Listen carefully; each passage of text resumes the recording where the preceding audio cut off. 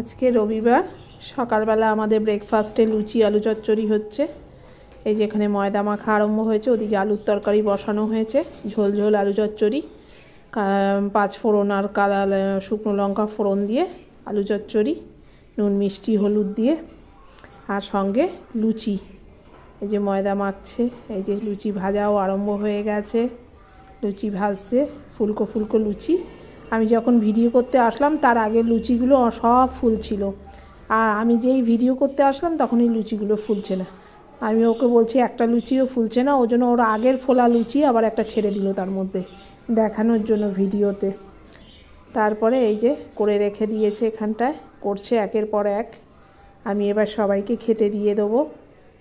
এই যে বেলছে, বেলে বেলে ছাড়ছে। আমার এই রান্নার বউ সব কাজেই সে এক্সপার্ট, তার কোনো